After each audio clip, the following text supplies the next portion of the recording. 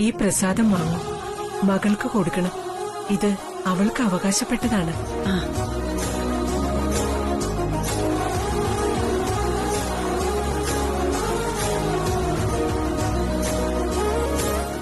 വരൂ മകളെ. നിന്റെ ഭാവി പ്രകാശം നിറഞ്ഞതാണെന്ന് ഞാൻ മനസ്സിലാക്കുന്നു. ഇഷ്ടം നിറഞ്ഞ നിന്റെ ഈ മുല്ലപ്പൂക്കൾ സ്വീകരിക്കും. ഇത് ആത്മബന്ധങ്ങളുടെ പ്രസാദമാണ്. ദാ പിടിക്കൂ.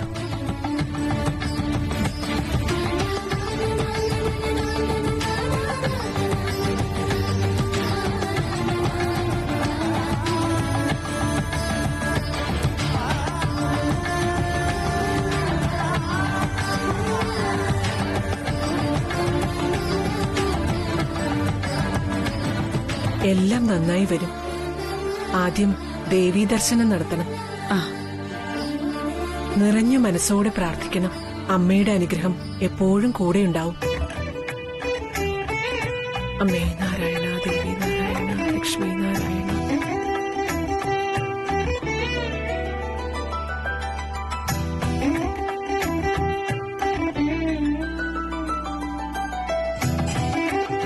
അമ്മേ നാരായണ, ദേവി നാരായണ, ലക്ഷ്മി നാരായണ.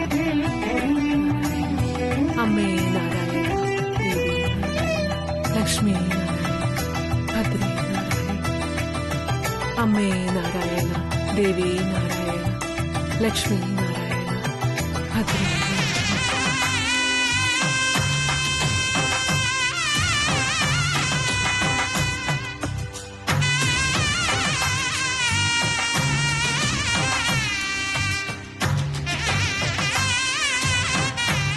ശ്രീടച്ചൻ പറഞ്ഞ് ശരിയാണെന്ന് തോന്നുന്നു. മോള് ജോലിക്ക് പോയ ശേഷം എന്നും കഷ്ടകാലമായിരുന്നു. ഇപ്പൊ ജോലി വിട്ടു വന്നപ്പോ നല്ല കാലം വരാൻ പോകുന്നല്ലേ ഈശ്വര്യമ്മ പറയുന്നത്. ഈശ്വര്യമ്മ പറഞ്ഞ പോലെ നല്ല കാലം വന്നാ മതിയായിരുന്നു. എന്റെ കരിക്കൂത്തിയമ്മേ രക്ഷിക്കണേ.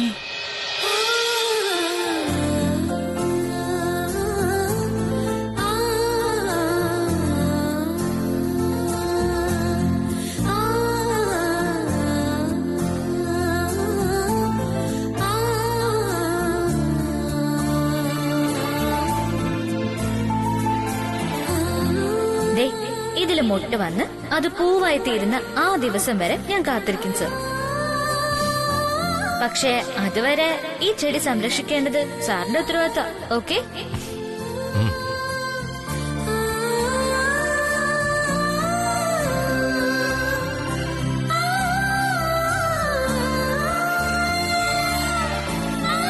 സർ, മുല്ലച്ചെടി സൂക്ഷിക്കണേ.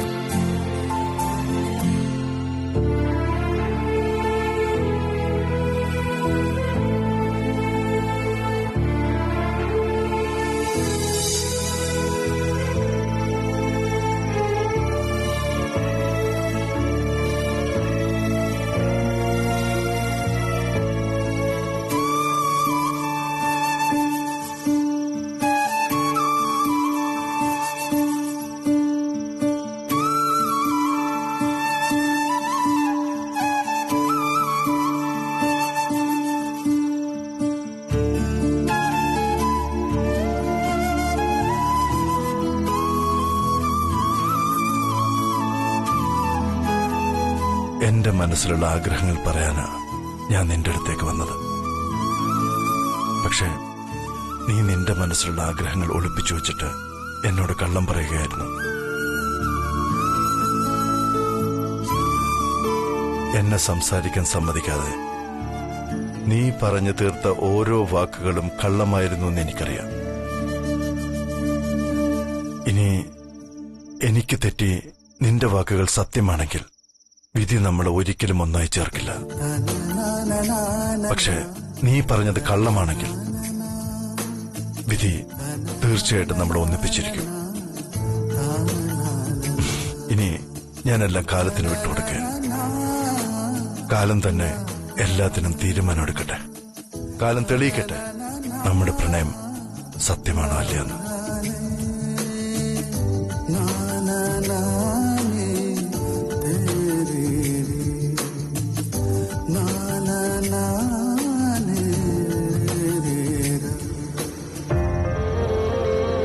ഇനിയിപ്പോ കാലം എന്ത് തെളിയിച്ചാലും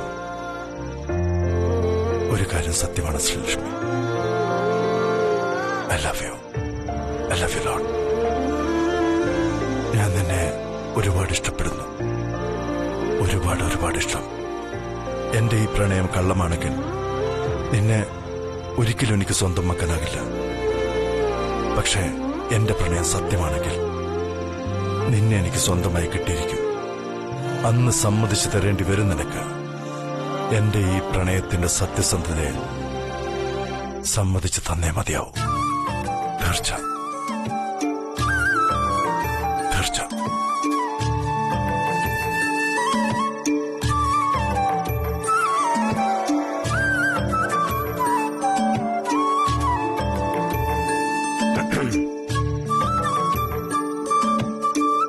രവി, എനിക്ക് നിന്നോട് അല്പം സംസാരിക്കണം. രവി, നിക്ക് പ്ലീസ്.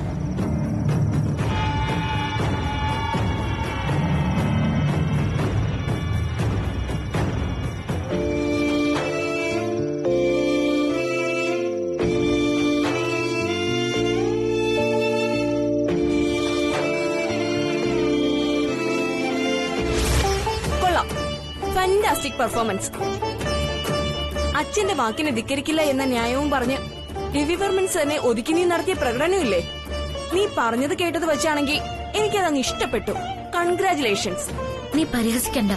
ആ സമയത്ത് ഞാൻ സാറിനെ സംസാരിക്കാൻ അനുവദിച്ചിരുന്നെങ്കിൽ സാറിന്റെ വാക്കുകൾ എന്നെ അങ്ങേയറ്റം വേദനിപ്പിക്കുന്ന ഭയം എനിക്കുണ്ടായിരുന്നു കൃഷ്ണ. പൊട്ടിക്കരഞ്ഞുകൊണ്ട് എനിക്ക് അവിടുന്ന് പിന്നെ വരാൻ പറ്റുമായിരുന്നുള്ളൂ.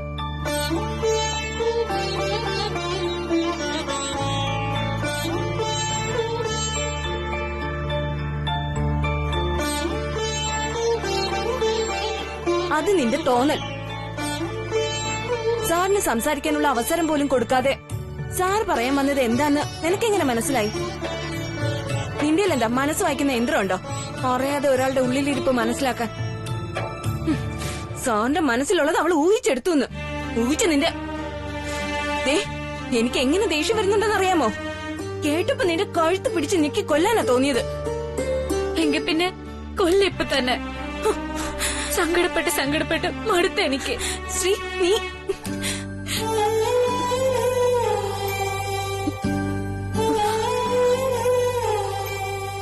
നോക്ക് ശ്രീ, നീ ഇങ്ങനെ ദേഷ്യപ്പെട്ടിട്ട് കാര്യമില്ല. ഒരാൾക്ക് ജീവിതത്തിൽ എപ്പോഴും അവസരങ്ങൾ കിട്ടിയെന്ന് വരില്ല. നീ കിട്ടിയ അവസരം കൊണ്ടുപോയി തോലക്കുകയാ ചെയ്തത്. നിങ്ങൾ രണ്ടുപേരെയും തമ്മിൽ കണ്ടുമുട്ടിക്കാൻ വേണ്ടി ഞാനും ദീപു എത്ര കഷ്ടപ്പെട്ടതാണ്. കഷ്ടപ്പെട്ടോ? എന്താടി, എന്താ നീ പറഞ്ഞേ? എനിക്ക് മനസ്സിലായില്ല. ഒന്നുമില്ല, നീ അത് വിട്.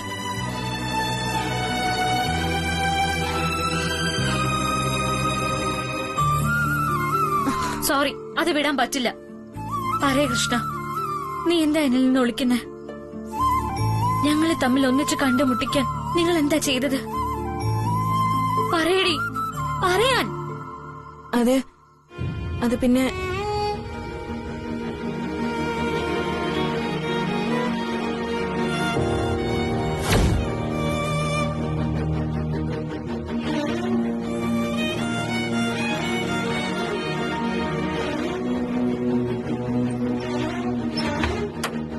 കൃഷ്ണ, ശ്രീലക്ഷ്മിയുടെ ഫോൺ ഇവിടെ ഉണ്ടെന്ന് നോക്ക. ശ്രീയുടെ ഫോണോ? എന്തിന്? ശ്രീലക്ഷ്മിക്കും രവിവർമ്മ സാറിനെ കണ്ടുമുട്ടണ്ടേ? അതിനൊരു ഉഗ്രൻ ഐഡിയ എന്റെ കയ്യിലുണ്ട്. ഇത് വർക്കൗട്ട് ആവുന്ന എനിക്ക് ഉറപ്പാ.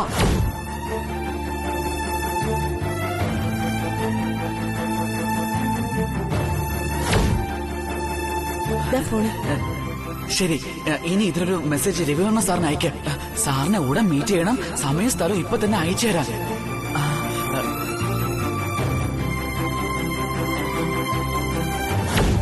ഓഹോ, അപ്പൊ നീയാണോ മെസ്സേജ് അയച്ചത്?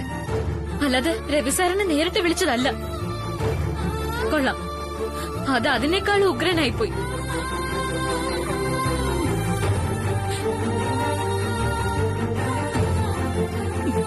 ശരിയാ, ഞാൻ എന്തൊരു മണ്ടിയാ. സാർ എന്നെ കാണുന്നത് ഒരിക്കലും ചിന്തിച്ചിട്ടുണ്ടാവില്ല, ഒരിക്കലും. ചിന്തിക്കാതെ പിന്നെ സാർ റിപ്ലൈ അയക്കോ? ദേ, നീ ഇനി അതും പറഞ്ഞ് കൂടുതൽ വിഷമ തലയിൽ എടുത്ത് വെക്കണ്ട. ഇവിടെ ഇപ്പൊ ഒറ്റ കാര്യമുള്ളൂ. സാറിന്റെ മനസ്സിലും നിന്നോട് ചിലത് പറയാനുണ്ടായിരുന്നു. പക്ഷെ നീ അത് കേൾക്കാനുള്ള മനസ്സ് കാണിച്ചില്ല. ഭയങ്കര ബോറായി പോയത്. അത്ര എനിക്ക് പറയാനുള്ളൂ, അത്ര മാത്രം. ശരി, പറഞ്ഞു തീർന്നല്ലോ. ഇനി നീ എന്നോട് കൂടുതലൊന്നും സംസാരിക്കണമെന്നില്ല. എന്നെ എന്റെ പാട്ടിന് വിട്ടേക്ക്, ഞാൻ പോകുന്നു. ശ്രീ, നിക്ക് ശ്രീ. ശ്രീ, ചേടാ, ഇതിപ്പോ ആരും ആരോട് അടുക്കാത്ത അവസ്ഥയാണല്ലോ. ഇങ്ങനെയാണെങ്കിൽ ഈ കഥ എങ്ങനെ തീരും?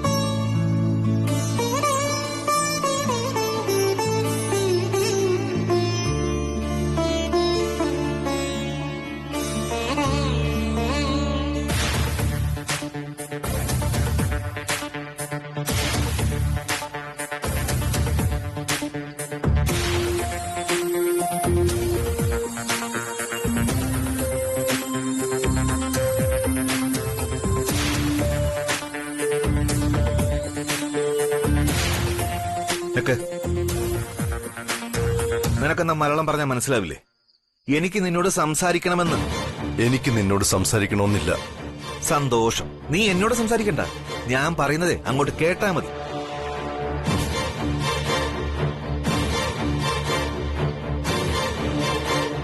ശരി, പറഞ്ഞോ, കേൾക്കാൻ റെഡിയാ. കേട്ടാ മാത്രം പോരാ, അനുസരിക്കുകയും വേണം. ഇപ്പോ ഈ രാത്രിയിൽ നമ്മളൊരു യാത്ര പോകുന്നു. എവിടേക്ക്? എവിടേക്കെങ്കിലും. What do you mean? What I said. നീ ആകെ കലങ്ങി പറഞ്ഞ അവസ്ഥയിലാ. സ്വന്തം തോക്കെടുത്ത് സ്വന്തം തലയിൽ വെടിവെക്കണമെന്ന് വരെ നീ എന്നോട് പറഞ്ഞു.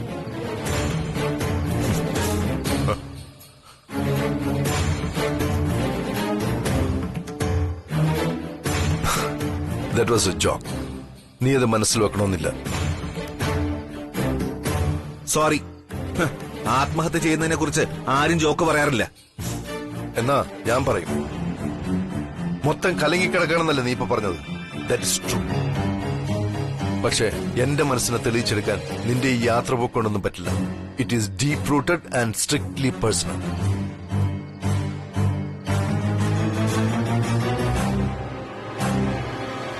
You know something? പ്രണയത്തിൽ കലങ്ങിമറിയുന്ന ഒരാൾക്ക് പ്രകൃതി ദൃശ്യങ്ങളും പാട്ടും വെറൈറ്റി ഫുഡും ഒന്നും ഒരു പരിഹാരം നൽകില്ല. ചില മണ്ടന്മാര് താടി വളർത്തി കള്ളും കഞ്ചാവ് അടിച്ച് നടക്കും. All these are of no use at all.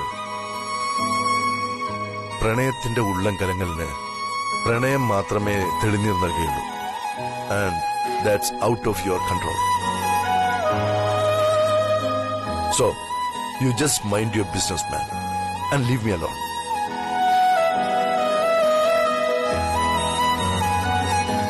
ഞാനിപ്പോ എന്റെ ഒരു കുക്കൂണിനുള്ള ഒരു മുട്ടത്തോടിനുള്ളിൽ, അല്ലെങ്കിൽ ചെതൽപുറ്റിനുള്ളിൽ പണ്ട് വാൽമീകി രാമനാമം ജപിച്ചതുപോലെ ഞാനും ഇതിൽ കുറച്ചു സമയം ധ്യാനിക്കും.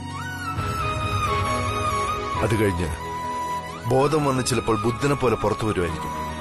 ഹോപ്പ് ദ ബെസ്റ്റ് എന്നാണ് പോസിറ്റീവായ പ്രമാണം. So be positive and patient. Ravichandravarman അതിജീവിക്കും. വിശ്വസിക്കാം.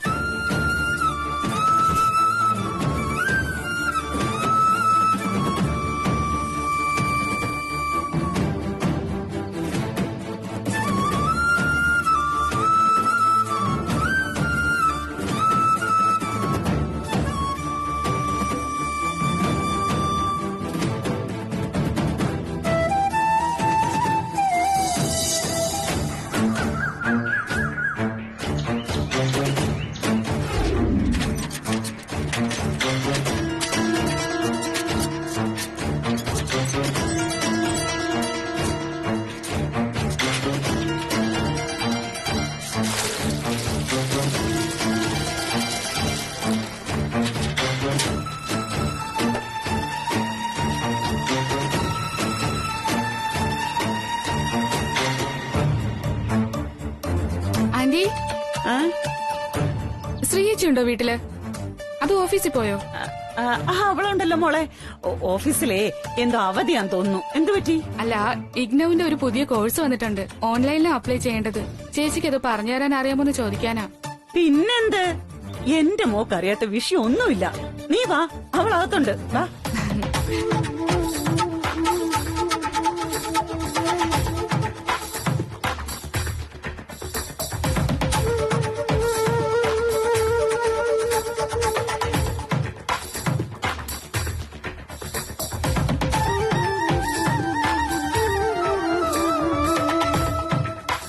മോളെ, ദേ നിന്നെ കാണാൻ ദേവ് വന്നിരിക്കുന്നു. എന്താ ദേവ്?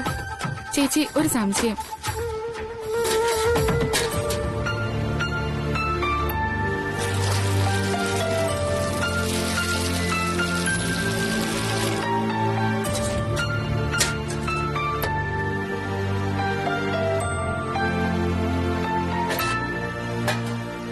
എന്റെ ഭഗവതി, ദേവ് വന്ന നന്നായി.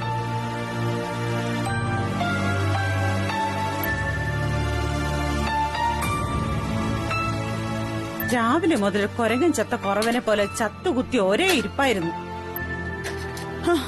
കയ്യിലുണ്ടായിരുന്ന ജോലി പോയില്ലേ? ഇനി ഒരെണ്ണം കിട്ടണമെങ്കിൽ എന്ത് പാടായിരിക്കും. ദിവസം ജോലി ചെയ്തോണ്ടിരുന്ന ആൾക്ക് പെട്ടെന്ന് അത് നഷ്ടപ്പെട്ടാലുള്ള അവസ്ഥ ഭീകരവാ. ഒരു ഭീകരവും ഇല്ല. ഒരു ജോലി പോയാൽ മറ്റൊരു ജോലി. അവള് ജനിച്ചപ്പോ തന്നെ വർമ്മൻ ഗ്രൂപ്പിൽ ജോലി ചെയ്തവളാന്ന് നേർച്ചോ നേർന്നിട്ടില്ലല്ലോ. അവളിങ്ങനെ ഓരോന്ന് കാണിക്കുന്നതിന്റെ കാര്യം മറ്റൊന്നാ. അത് നിനക്ക് മനസ്സിലാവില്ലെങ്കിലും എനിക്ക് മനസ്സിലാവും. എന്തോന്ന് മനസ്സിലാവൂന്ന്? നിങ്ങൾക്കേ ഒന്നും മനസ്സിലാവില്ല, ഒന്നും. അല്ലെങ്കിലേ പണ്ട് സഹദേവ മുതലാളി കടയെന്ന് പറഞ്ഞു വിട്ടപ്പോ ഒരു തലച്ചുമടി ജോലിയെങ്കിലും കിട്ടാൻ വേണ്ടി നാടൻ നലഞ്ഞെന്ന് മറക്കോ നിങ്ങള്? അന്ന് നിങ്ങളെ ഒന്ന് കണ്ടുപിടിക്കാനും സമാധാനിപ്പിക്കാനും ഞാനും മോളും അലയാത്ത സ്ഥലങ്ങളില്ല. എന്നിട്ട് ഇപ്പൊ പറയുന്നു ഒരു ജോലി പോയാ അടുത്ത ജോലി ഇപ്പൊ കിട്ടുമെന്ന്. കഷ്ടം തന്നെ നിങ്ങളുടെ കാര്യം. സരോജം, എന്റെ പ്രായവും പഠിപ്പുമല്ലല്ലോ മോൾക്ക്. അവളുടെ വിദ്യാഭ്യാസ യോഗ്യത അനുസരിച്ച് മതി. ഇനി മറുപടി പറഞ്ഞ് വിഷയം വലുതാക്കണമെന്നില്ല. ഒന്നാമതേ ഇന്ന് അഷ്ടമിയാ. മോൾക്ക് അസുഖം വരുന്ന ദിവസം. നിങ്ങൾ പോയി അവളോട് അമ്പലത്തിൽ ചെന്ന് പ്രാർത്ഥിക്കാൻ പറ. നടക്കട്ടെ, ചെല്ല്. ശരി ചേച്ചി. എന്താ മോളെ, സുഖമല്ലേ? സുഖാണെങ്കിലേ. ആന്റി, ഞാൻ പോയിട്ട് വരാമേ. ശരി. മോളെ, ഇന്നിപ്പോ നിനക്കെന്താ പരിപാടി? ഇന്ന് അഷ്ടമിയാ. പറ്റുമെങ്കിൽ അമ്പലത്തിൽ പോയി പ്രാർത്ഥിച്ചിട്ട് വാ. അല്ല അച്ഛാ, അത് പിന്നെ എനിക്കറിയാം, ഒന്നും ചെയ്യാൻ പറ്റാത്ത മനസ്സാ നിനക്കിപ്പോ. അറിഞ്ഞോ അറിയാതെയോ ഒരുപാട് സങ്കടങ്ങൾ ഉണ്ടായി കഴിഞ്ഞു. ഇനി ആ പഴയ ഓഫീസിൽ പോകുന്നില്ല എന്നുള്ളതാണ് നമ്മുടെ ഏക ആശ്വാസം. എന്തൊക്കെ പ്രശ്നങ്ങളായിരുന്നു മനുഷ്യന്റെ സ്വസ്ഥതയും സമാധാനവും കളയാനായിട്ട്. ഇനി അതൊക്കെ പറഞ്ഞ് മോളെ വെറുതെ സങ്കടപ്പെടുത്തണ്ട. ഇപ്പൊ തന്നെ അവള് നനഞ്ഞ പഴന്തുണി പോലെ ഇരിക്കുന്നത്. എന്ന് വെച്ച് ഞാൻ എന്റെ മനസ്സിലുള്ള കാര്യങ്ങളൊക്കെ മോളോട് മറച്ചു വെക്കണം? അതൊരു വലിയ ബുദ്ധിമുട്ടാ. അല്ല മോളെ, നീ തന്നെ തുറന്നു പറഞ്ഞ കേക്കട്ടെ. ഞാൻ പറഞ്ഞതിൽ എന്തെങ്കിലും തെറ്റുണ്ടോ? എന്തെങ്കിലും പിഴവ്? അങ്ങനൊന്നുമില്ല അച്ഛാ. അച്ഛൻ പറയുന്നത് എനിക്ക് മനസ്സിലാവും. അതാണ്.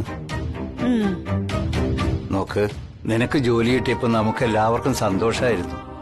പക്ഷെ അഭിമാനം നഷ്ടപ്പെടുത്തിക്കൊണ്ടുള്ള ഒരു ജോലിയും നമുക്ക് വേണ്ട മോളെ. ഒന്ന് പോയാൽ മറ്റൊന്ന്. നമുക്ക് നല്ല സമയം വരുന്നുള്ള കാര്യം ഉറപ്പല്ലേ? മോളൊന്നും ആലോചിച്ച് വിഷമിക്കണ്ട. വേറെ ജോലിക്ക് ശ്രമിക്ക്.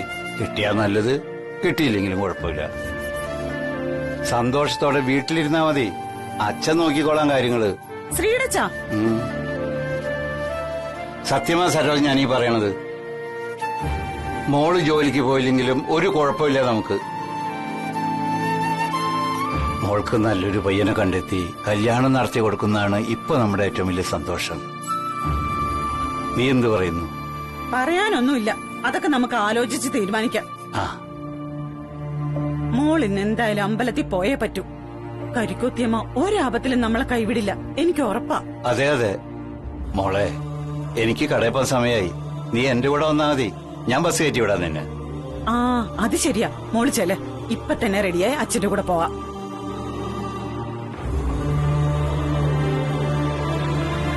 ദാ, വാ.